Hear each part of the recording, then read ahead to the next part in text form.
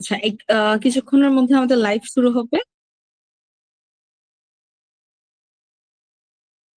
ওকে। আসসালামু আলাইকুম। আমি মেহজা বিন মেহুল। সবাইকে জানাচ্ছি আন্তরিক শুভেচ্ছা ও স্বাগতম। শুভ সন্ধ্যা।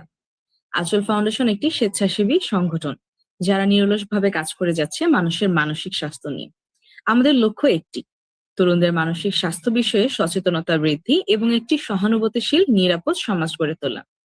এই লক্ষ্যকে সামনে রেখে আঁচল ফাউন্ডেশন কাজ করছে 20টিরও অধিক টিম নিয়ে। আজকের এই বিশেষ আয়োজন করা হয়েছে পবিত্র রমজান মাস উপলক্ষে। আমাদের আজকের আয়োজিত সেশনটি হচ্ছে self improvement in Ramadan, a psychospiritual aspect 2.0। Ramzan আমাদের জীবনে শুধু একটি মাস নয়, বরং একটি আত্মশুদ্ধি, ধৈর্য এবং নিজের ভেতরের মানুষটিকে নতুন করে আবিষ্কার করার অনন্য সময়। এই পুরো মাস জুড়ে আমরা ইবাদত করেছি, নিজের ভুলগুলো নিয়ে ভেবেছি এবং আরো ভালো মানুষ হওয়ার চেষ্টা করেছি। কিন্তু একটি গুরুত্বপূর্ণ প্রশ্ন থেকে যায়, রমজান শেষ হয়ে গেলে কি আমরা এই পরিবর্তনগুলো ধরে রাখতে পারবো? এই প্রশ্নের উত্তর খোঁজার জন্যই আজকের এই বিশেষ আলোচনা। আজকে আলোচনায় আমাদের গাইড করবেন একজন সম্মানিত অতিথি, mister Syed Farooq, master of social work and registered psychotherapist. তিনি দীর্ঘদিন ধরে মানুষের মানসিক ও আত্মিক উন্নয়ন নিয়ে কাজ করে আসছেন এবং আজ তিনি আমাদের সাথে শেয়ার করবেন রমজানের শিক্ষা কিভাবে আমাদের জীবনে দীর্ঘমেয়াদী ইতিবাচক পরিবর্তন আনতে পারে। স্যারকে আমাদের এই প্রোগ্রামে স্বাগতম জানাচ্ছি। Thank you so much for joining us today. এখন আমি স্যারকে অনুরোধ করব আজকের মূল আলোচনা শুরু করার জন্য। Sir, the stage is yours. Okay, thank you. Jazakallah khairan. Assalamu alaikum wa rahmatullah.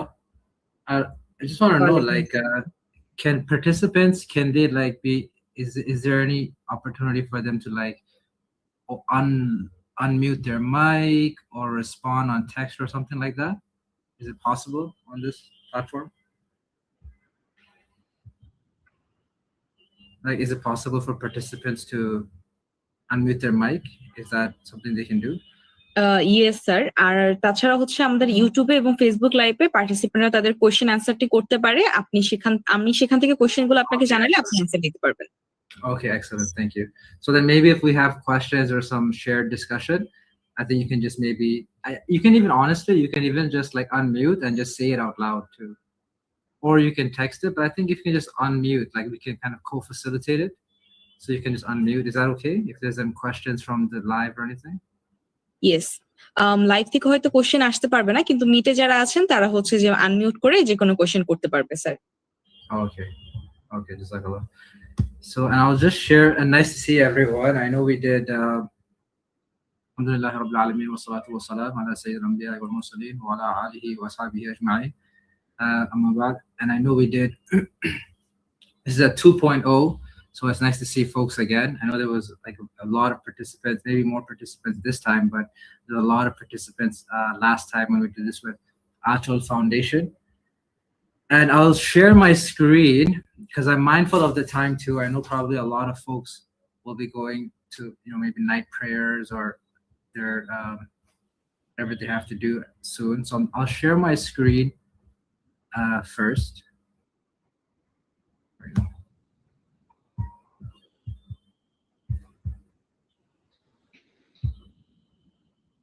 Excellent. Yeah. So self-improvement Ramadan, psychospiritual aspects, part 2.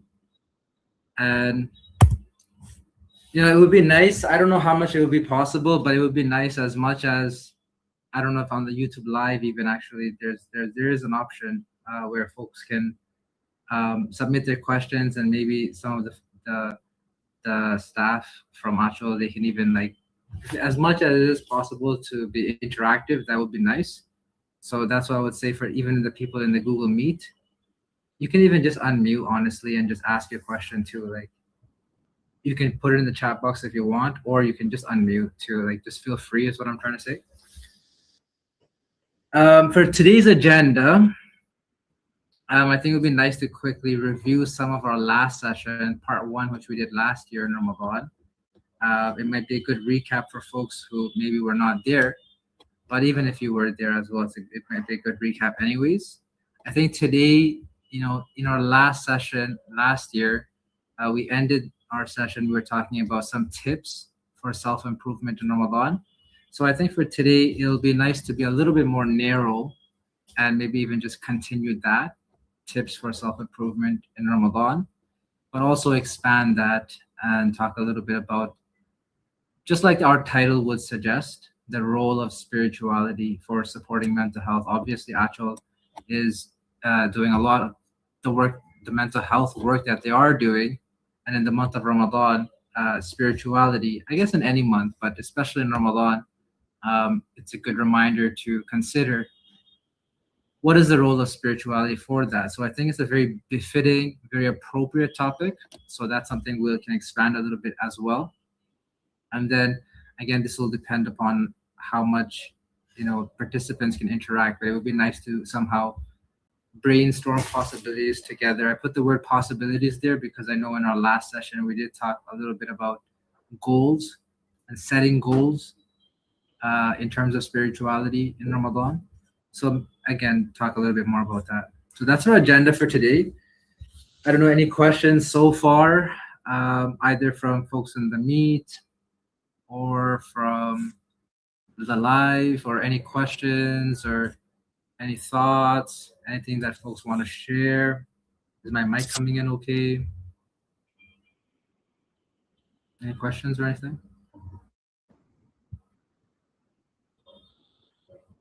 Okay, I think no. So we can review some of our last session. In our last session, we did talk a little bit about the purpose of Ramadan. Does anyone want to, by any chance?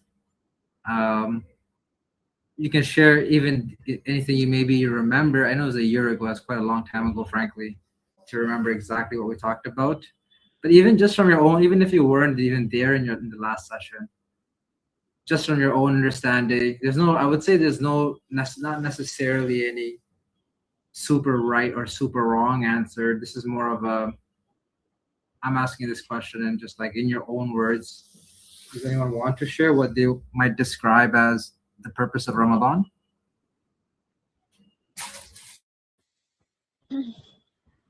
According to me, the main purpose of Ramadan is self-reflection, because as we Muslims believe that Shaitan is held captive during the Ramadan, so whatever good things we do and whatever sinful acts we do, that actually reflects our capability and capacity of doing the goodness and the badness. So I guess Ramadan increases the tawakkul, that relying on Allah, how much we can refrain ourselves from some bad things and more focus in the spirituality. Yeah, it's a great answer. It's a very good nutshell as well. And I think we talked a little bit about some of those things that Sister Sajia mentioned. It's a month for increasing our taqwa, increasing our spirituality. It's a month for it's a month where it might even be easier to do some of those things when the shayateen are locked up as in chains in hellfire. So that makes it easier for us. And if we're doing bad things or maybe specific things that we're not necessarily proud of, and if we continue to do them in Ramadan, it might even be somewhat evident of things that are maybe just from ourselves, from our nafs, something that's become so ingrained in us as well. Something that does not particularly need so much of an influence of shayateen, something that we've become so used to that we can even do without the influence of shayateen. And last time we also talked a little bit about self-criticism versus self-compassion. Then the words kind of look a little bit similar. I don't know, I feel like, because I don't want to put people on the spot, but is there any distinction, even if you weren't here in the last session, but you don't have to share. I don't want to put anyone on the spot, but if there is somebody that wants to share, you're welcome to. Like, what do you think maybe some distinction or some differences between self-criticism and self-compassion? No right or wrong answers, or just you don't even have to answer that question. Just what are your thoughts? Even if your thoughts are, I don't know, it kind of sounds the same to me.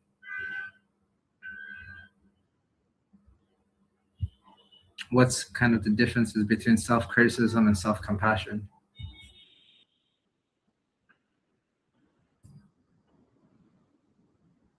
Sir, self criticism বলতে যখন আমরা বুঝি যে আমরা যখন নিজেকে নিয়ে সন্তুষ্ট না, যে আমরা এই কাজটা আসলে করতে চাচ্ছিলাম কিন্তু এই ভালো কাজটা করতে পারছি না, কোনো কিছুর কারণে হয়তো দেখা যাচ্ছে আমরা বারবার পথভ্রষ্ট হয়ে যাচ্ছি, এরকম একটা বিষয়।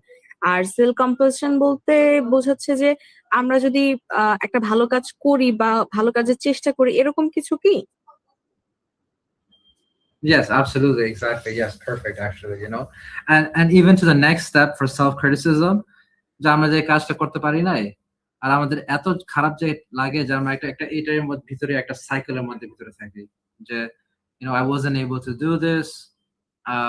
I'm such a bad person. I'm giving an example now. I wasn't able to do this. I'm such a bad person. I won't even try. I'm so bad. আমি এত বড় একটা গুনাহগার, আমার এত হবে না, right? I won't even be able to do it. So, and I think honestly, even after this session, even if we leave away with one point, um, I think this is a good point. So even if you just leave with one thing, I think this would be a good one thing to leave with, which is that we need some self-criticism, or even shame. Like shame is a good thing.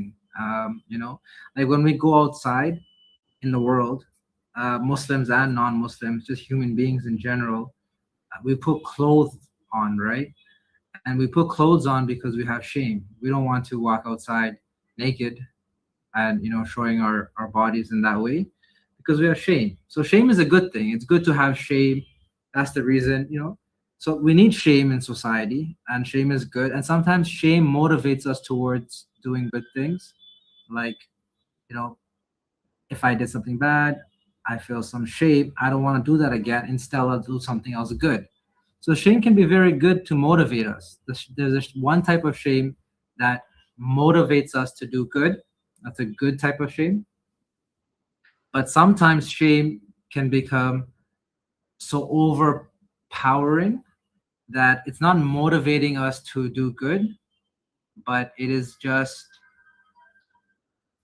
criticizing myself so much that I do not believe I think I can do good even, so I'll just keep doing bad, right? So it's kind of perpetuating or making it worse. It's not motivating me to do good. In fact, it's sort of making the cycle of doing the bad keep going. So I think that would be a good point, even if we ended the session there, frankly. And I hope that makes sense as well. So, and I think that's very relevant as well, for addictions. In Ramadan, when we could even have people might even have food addictions too, right? But also, we have to abstain for people that are either using substances or cigarettes, abstaining from that during the daytime as well. And so we need some sort of shame for things like that as well. But sometimes I can have so much shame for like smoking cigarettes, for example, that it's not motivating me to do good anymore. It's just, and when I feel bad about it, I might need some sort of release of that stress, that shame. In fact, it might influence me to use substances even more. And then, reviewing from our last session, something we'll continue quite shortly anyways, tips for self-improvement during Ramadan. Sir, I had a question. Yeah, please. Sir, ওই যে আপনি বললেন না যে shame বা হচ্ছে যে self গিল্টটা আসে যখন আমরা হচ্ছে যে দেখা যায় অনেক সময় দেখা যায় বাইরে থাকি বা খুবই ব্যস্ত থাকার কারণে 2-1 ওয়াক্ত নামাজ মিস হয়ে যায়, তখন আসলে খুবই গিল্ট কাজ করে যে রোজার মাসও এত কাজের মধ্যে আছে, এত দৌড়াদৌড়ির মধ্যে আছে, 2-1 ওয়াক্ত নামাজ মিস হয়ে যাচ্ছে, আমি এটা পরে করে নিচ্ছি, তারপরে দেখা যাচ্ছে যে একটা গিল্ট কাজ করে। তখন আমরা এই ক্ষেত্রে আসলে কি করতে পারি? মানে খুবই হেজিটেশন ফিল হয়, নিজের ভিতরে একটা অস্থিরতা তৈরি হয়ে যায়। That's such a good question. Thank you for that. Yeah, and that's, even if we use that example, right? Like, okay, so I missed I'll use the word I statements just to make it a little bit easier to talk. So like, let's pretend, for example, if I missed a salah, so like praying it and walked, I might feel so much shame for that, as the sister was saying that. And if it's not motivating me to do good, then I might just be feeling so much guilt that I end up missing another salah and another salah. And if I miss, for example, 2 days of salah, then it just builds and builds, and it might turn into 2 years I haven't really prayed salah, or I've only gone to Jummah salah in the last 2 years, for example. So I think that can be kind of common, or it can be one of the more common maybe aspects of things that kind of happen in the real world, I guess. So to combat that, again, remember, shame is good. So let's say on the good side of the coin. So if I miss salah, and this is just an example, there's no right or wrong answer. We do have to remember that a lot of these things are just like thoughts, right? They're just things that I'm thinking in my head. When you're thinking, like if I miss salah and if you miss salah, you're gonna think something and I'm gonna think something. You and I are not gonna necessarily think the same thing, because you're your own person and I'm my own person. So these are I'm just giving this as an example that this might not be how you think, but maybe you can relate to it in terms of how you think, and it will make sense, hopefully. So as an example, though, if I miss on the good side of the coin, if I miss salah, I'm saying, yeah, I should feel shame. If it's a commandment of God, if I believe this is a commandment of God and God has commanded me to do this, and I miss this commandment, I do feel shame. Sure, that's good, but I have to respond with an appropriate behavior. And in this case, the behavior, the Prophet sallallahu alaihi wasallam has already ordained for us what the behavior should be, is that we should make wudu and we should pray qada, right? We should pray that salah, the missed version of it, right? We should do like qaza namaz, right? Or qada. We should pray the qada of the salah. And one thing to help us to use this shame for a good shame, to motivate us towards change, is we should do the qada as soon as possible. That will be a very good catalyst for change. So let's say I miss salah, I might be getting some thoughts that, okay, I already missed it, already হয়ে গেছে, ঠিক আছে, বাসায় যায় সুন্দর মতো wudu করে নামাজ পড়বো না, এখন তো already miss হয়ে গেছে. So you might be thinking like that, but instead we should, let's say if I'm in the office, for example, I should go to the washroom, make wudu, makes time in my office, and pray right now. Don't keep on delaying it. So, and that's because I was feeling shame. So in this situation, I use shame to motivate me towards good. So don't even delay our qada. That can be like a slippery slope to missing another salah and having a lot of qada stacked up. And if I feel shame, I want to do the qada right away as well, because I'm feeling that shame. So that's a very good example, I think, of using that shame to motivate us towards positive change. And I think the key, you might like praying qada on time. That's an example, like in psychology, like when we're talking about psychospiritual stuff in psychology, always remember that in psychology, I'm not talking about Islam necessarily right now, just in psychology, behavior is the catalyst for change. So how am I going to change? Usually through behavior. Usually thinking about it is not enough. Usually I have to do some behavior. So praying my qada right away can be a good behavior to change myself and my spirituality. That's such a good example. And when we're talking about spirituality, I just want to highlight that, and especially because we were just talking about a little bit of a psychology perspective, this is something that my colleague, he's a Maulana as well, Ibrahim Fayaz, and a registered psychotherapist, and he has some published material on spirituality recently as well. And this is something he mentioned in a presentation he did at a conference, so I thought it was interesting. So that's why I'm sharing this here today.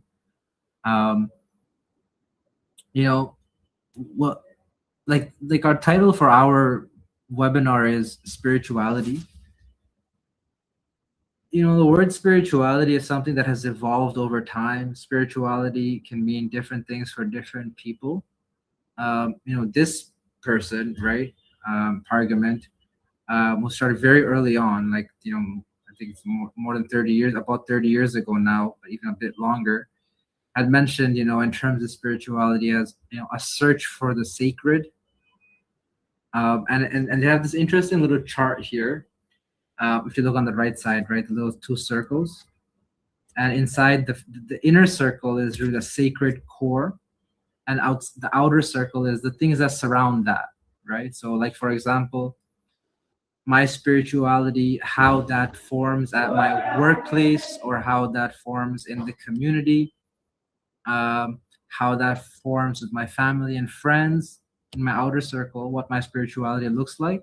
A lot of those things will shape what my spirituality looks like in terms of my own self, or my own nafs, or my relationship with God. So I'm not saying that, I think it's an interesting circle. I think in Islam, it can be relatable. In Islam we have even more, right? We have so many. Islam gives so many aspects of spirituality, right? Like zakat, obviously, and sadaqah and charity, fasting, like we do in the month of Ramadan, but fasting we can do in the rest of the year as well. So, Islam will give us many, many aspects that we can sort of throw on that circle, or those circles, right? Respecting our parents, that's something that we're very keen towards. Loving our younger folks, teaching, learning, reading the Quran, so many aspects of spirituality.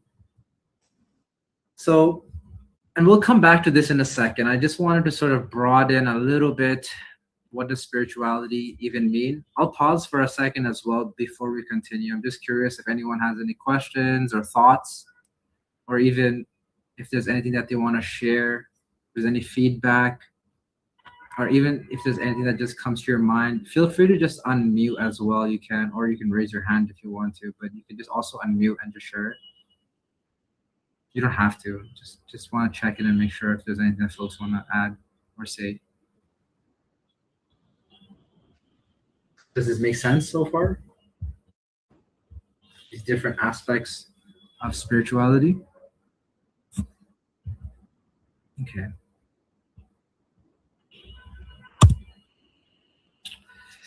So again, like I was saying, I think in the beginning, that I want to try to keep this as narrow as possible. I kind of want to hopefully quickly wrap it up as well, because it'll be nice to see maybe the last 10 minutes for, if there are any questions. I would say for folks on live, you can, even if you put questions in the chat, maybe some of the folks, administrators, can like review that and share it here, or whatever the case is. So I want to try to wrap it up in a few minutes so that we can have at least 10 minutes for, if there's any questions, or not even questions, but anything that folks that comes to your head you want to share. So, again, in terms of spirituality, so many different aspects of spirituality, and Islam gives us so many of them, right? So many things that we can even add to this circle. We can set goals. Just to continue a little bit from what we talked about last time, I can set goals in terms of my family. For example, I can say that, okay, one of my goals to increase my spirituality is that I will be kinder to my partner, or I will spend more time with my children teaching them Quran, for example, right? I'm trying to give the first examples that come to my head. Time is a really good one, right? I'm going to try, one of my goals is I'll try to increase my spirituality. I will read 30 minutes of Quran every night before I sleep. That's my time. That's another ritual that I can engage in as a goal. I'm just giving examples. I'm just giving literally the first things that come to my head. So we can kind of set goals for all of these things, right? Like even in the inner circle, if we look at spirit or my relationship with God, one of my goals for spirituality can be that I will do a certain amount of dhikr every day, right? To purify my soul, to, praise God, right? As he should be praised, etc. So kind of in any one of these aspects, whether it's family, work, virtues, place, movement, my nafs, my relationship with God, purpose, nature, even nature, I can set goals that, I'll plant trees for future generations to eat from them, right? Or even to help like planet Earth, right? To be more sustainable. So I can kind of set goals for all of these things. And probably a lot of these places we already have goals in our lives, but we may not have even thought of it as an aspect of spirituality. Like maybe I have a garden. I'm just giving you another random example, but maybe I have a garden and I have a lot of trees in it. And I'm happy that, when people walk down the pathway, maybe they can eat from my garden if there's some apples that fall or something. I'm just giving you a random example. But and that's because I'm a good person. But even things like that, like me planting trees, with the appropriate niyyah or the appropriate intention, and that can also be something that increases my spirituality. So there's probably a lot of things, like even when we take our family out to, let's say, dinner, right? It's Friday, it's a day off. I take my family, let's say, to the restaurant, right? That's something probably that a lot of us we do, at least, maybe like once a year or once a month or something that we do in our regular lives. But maybe we don't actually intend that I'll do this for the sake of Allah, right? Or I'll do this for the sake of increasing my spirituality. A lot of the things that we already do. So when we set goals, though, what I would suggest is set goals that are where I can sort of engage some sort of consistency.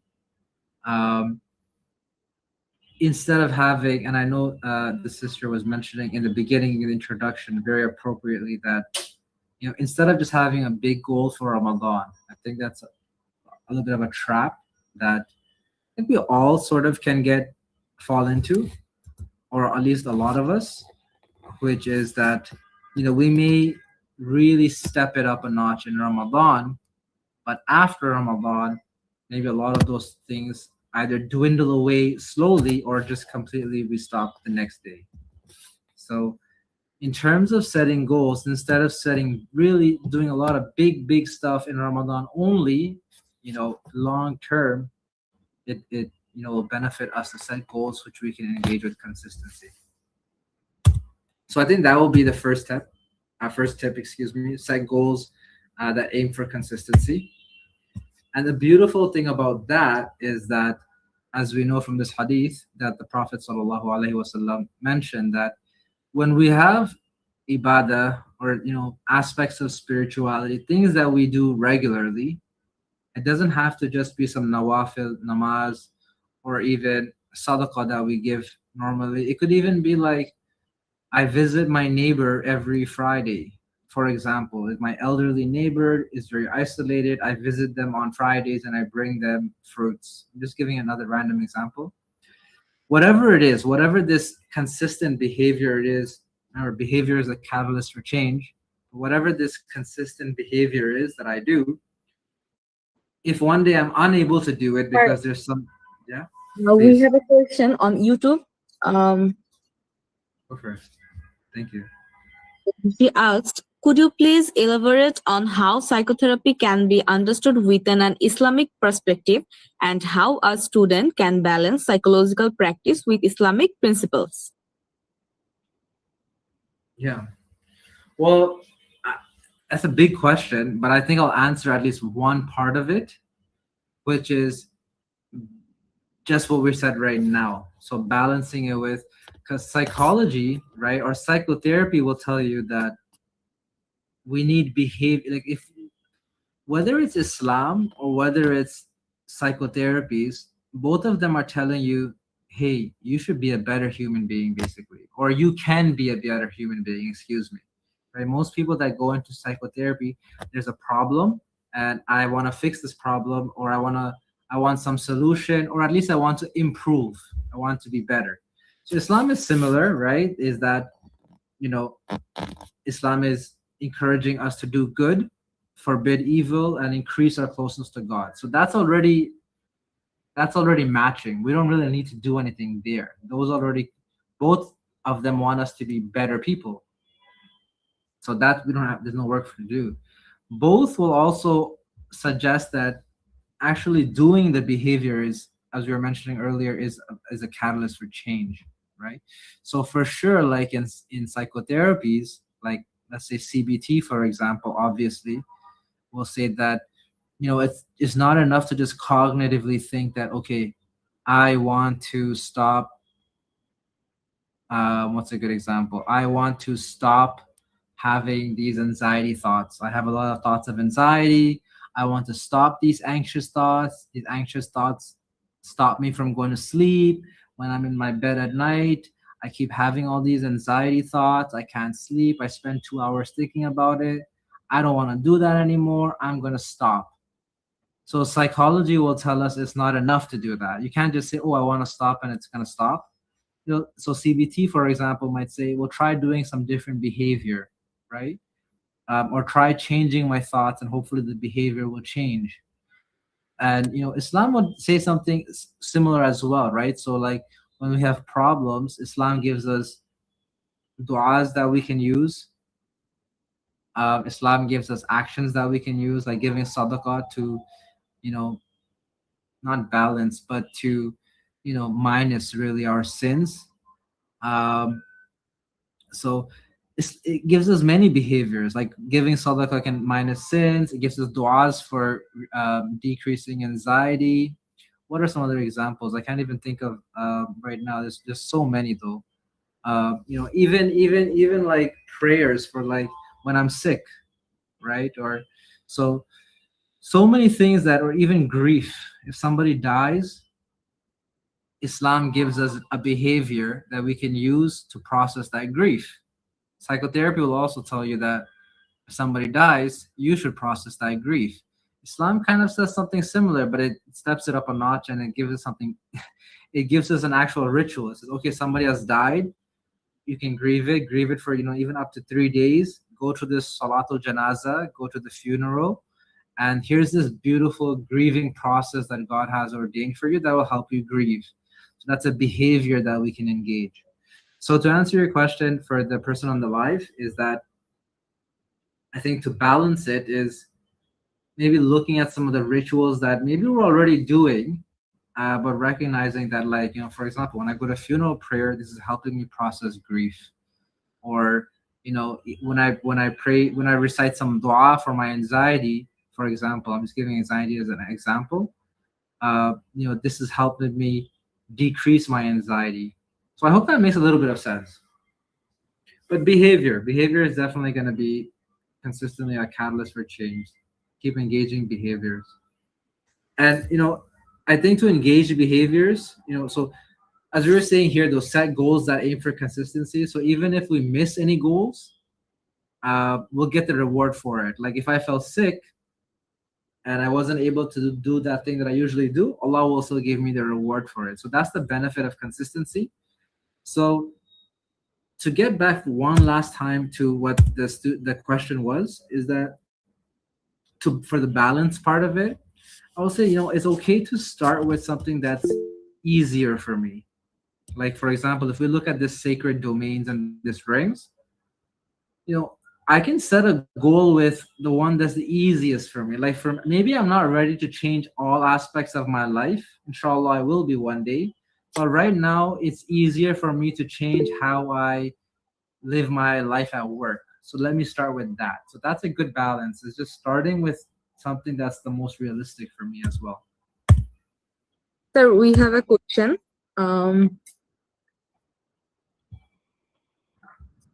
How can the techniques of Ramadan help young people who are going through stress, anxiety, or emotional struggles nowadays?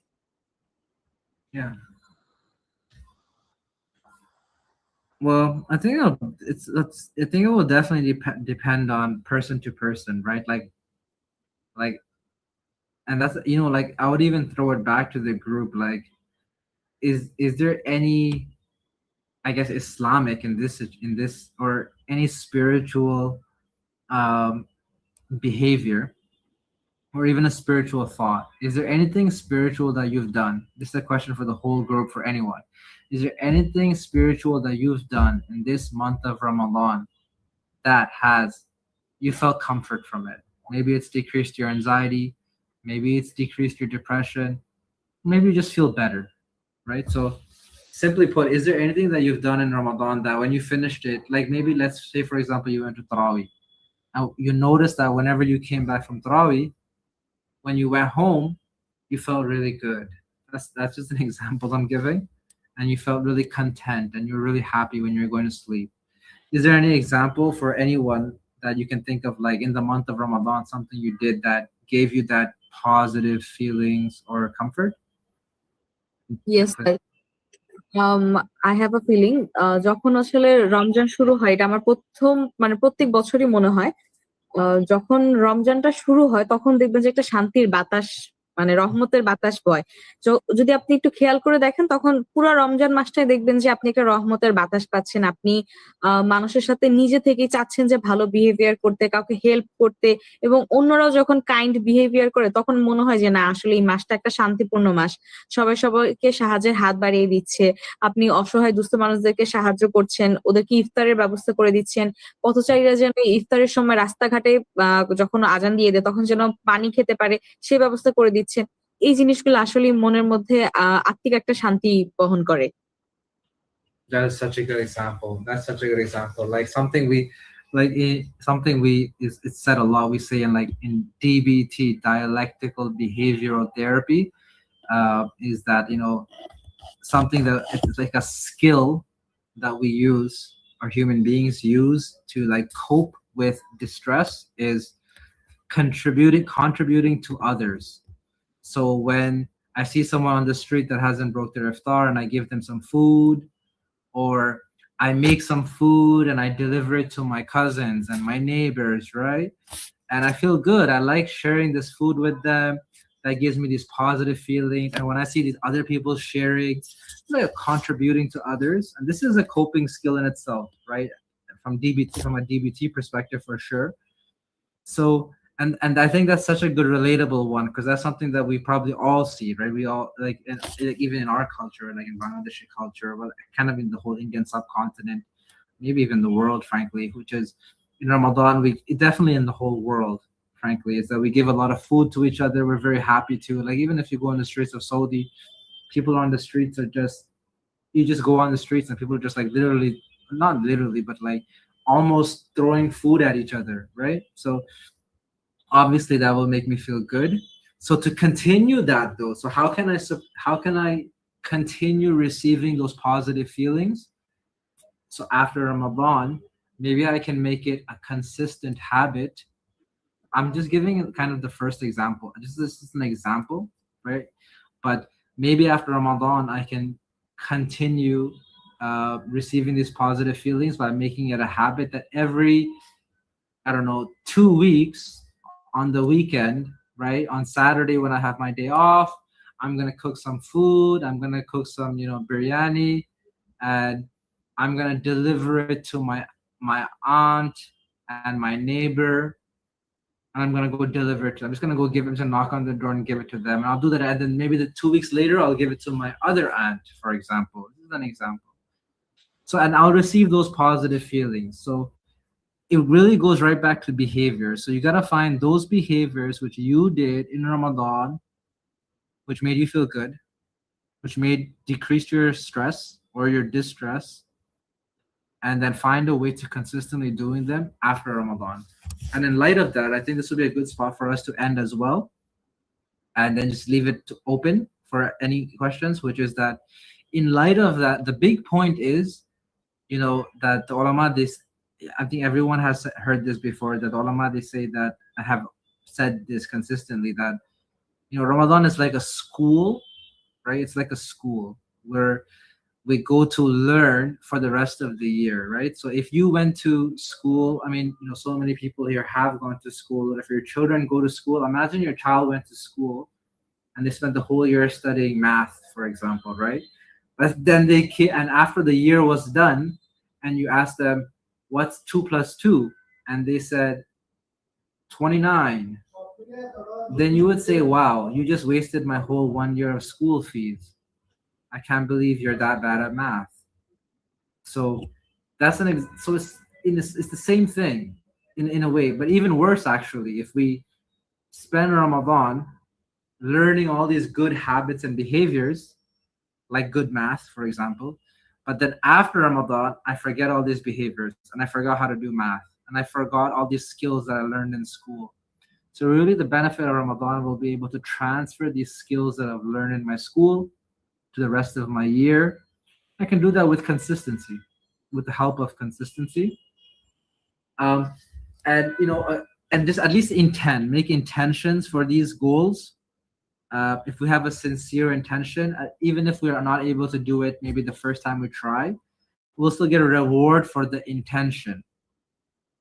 So that's quite beautiful, right? So because if we intend to do something bad, as the slide would suggest here, but if we don't do it, we don't get a sin for the intention. So just making an intention for good, we can get the reward, right? So that's quite helpful. So I think I'll stop there. Maybe before I stop, I'll just show this again, just to kind of like go through it. Like, remember we talked about setting goals that are really aiming for consistency. And if it's easy, sometimes it's coming from a good place. Sometimes we want to set big goals. Why? Because I want to be a good person. I want to be close to God. It's coming from a good place. I genuinely want to be a really, really good Muslim. So I'm setting these big goals. But then when I fail, it's counterintuitive. So here, just this ring again is that I can set goals, one at a time. I can start with setting goals that are easier for me. I can move to goals. If it's hard for me to set goals in terms of, I don't know, what's it like let's say my family. That's a place that's hard for me. I don't have to start with that. So start with what's easy, start with what's realistic, start with the things that I can do consistently. Don't start with big goals that I'm probably going to fail in and just sit back in this cycle of shame. And use this shame to motivate me to good. Don't let the shame put me in a cycle where I'm further decreasing. I think that kind of wraps it up for us. So I'll stop the share now. How do I stop the share? Any other I know we were very mindful of the time, but any other questions, or I keep saying questions, but any thoughts, anything that you just want to share, anything that you want to teach to the rest of the group or for folks that are listening, any advice that folks would like to share with me as well?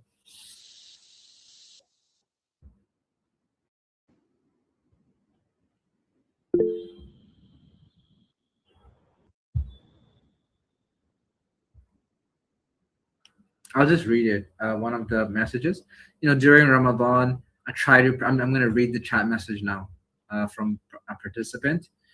During Ramadan, I try to pray regularly and read the Quran consistently, but after Ramadan, I often struggle to maintain, right? So kind of like that's like the day-old question, or that's the one of the most common things.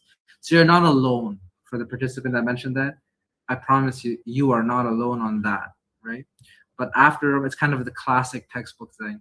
But after Ramadan, I often struggle to maintain the same routine, and it makes me feel guilty. I sometimes worry that once Ramadan ends and Shaitan is released, I might go back to my old irregular habits. In this situation, what practical steps can I take to maintain consistency and avoid this guilt? I think the practical step would be starting small. I think so. Starting with something by small, I mean something that's realistic. Because in Ramadan, maybe I'm reading like 2 hours of. I'm just giving these numbers. I'm just giving as an example, just random numbers. But maybe in Ramadan, I'm reading 2 hours of Quran daily. That may not be so realistic for me to start right now. I might end up failing. Maybe I'll just start with 15 minutes daily, right? So I think it really also depends on where I am in my life, how much time I have, or even where I am with my iman and my spirituality, where I am. But starting small, even if it's small, but doing it consistently. I think that would be the situation. and also to avoid the guilt a little bit, I'll mention something about my thoughts. Is that, let's say, my goal is to read every day, even 5 minutes of Quran.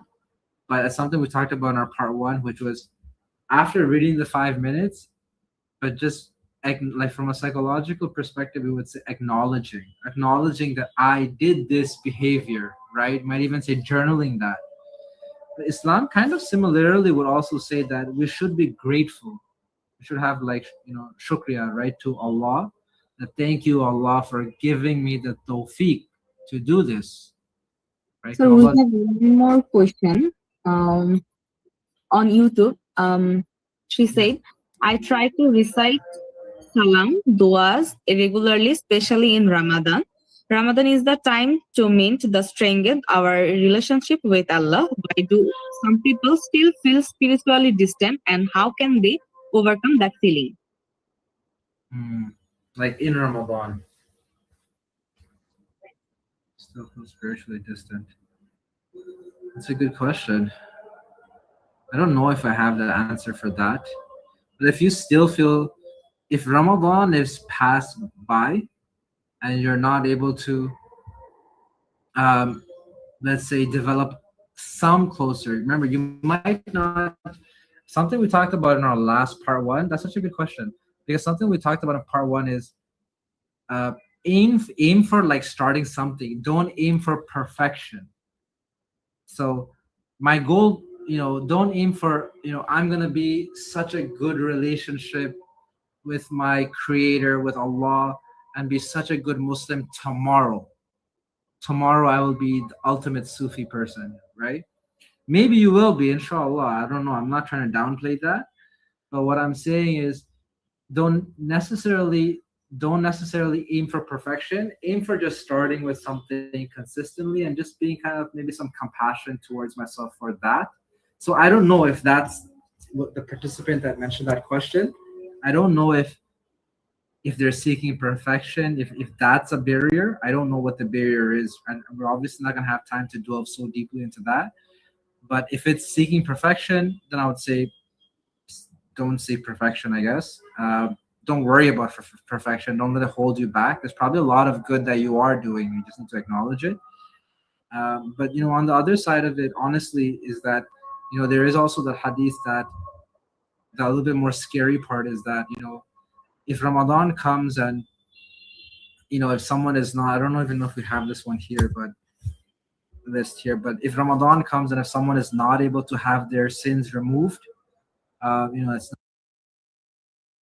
it's a very kind of a sorrowful person. There's a hadith of that, which means that Ramadan is such a good opportunity that we really should be able to use it to become some closer, maybe not perfectly closer, right? Because it's always next Ramadan, but somewhat closer. So be happy with some closer and continuing that. I hope that makes sense, but that's a great question. Thank you, sir. আপনার এত সুন্দর চিন্তাশীল আলোচনাগুলো করার জন্য আমাদের সঙ্গে এবং সবার প্রশ্নের উত্তরগুলো আমাদের এত সুন্দরভাবে এক্সপ্লেন করার জন্য। আজকের এই গুরুত্বপূর্ণ আলোচনার জন্য সায়েদ ফারুক স্যারকে ধন্যবাদ জানাচ্ছি।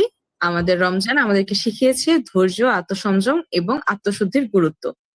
আশা করি আজকের এই আলোচনা আমাদের সবাইকে সেই পরিবর্তনগুলো রমজানের পরেও ধরে রাখতে অনুপ্রাণিত করবে। স্যার অনেক সুন্দর করে প্রত্যেকটি কোয়েশ্চেন আমাদেরকে এক্সপ্লেন করে বুঝিয়ে দিয়েছেন, প্রত্যেকটি বিষয় আমাদেরকে এক্সপ্লেন করেছেন। যারা আজকের লাইভে আমাদের সাথে ছিলেন, আপনাদের সবাইকে অসংখ্য ধন্যবাদ। আল্লাহ আমাদের সবাইকে আরো ভালো মানুষ হওয়ার তৌফিক দান করুক, ভালো রাখুক। আসসালামু আলাইকুম ওয়া রাহমাতুল্লাহি ওয়া বারাকাতুহু।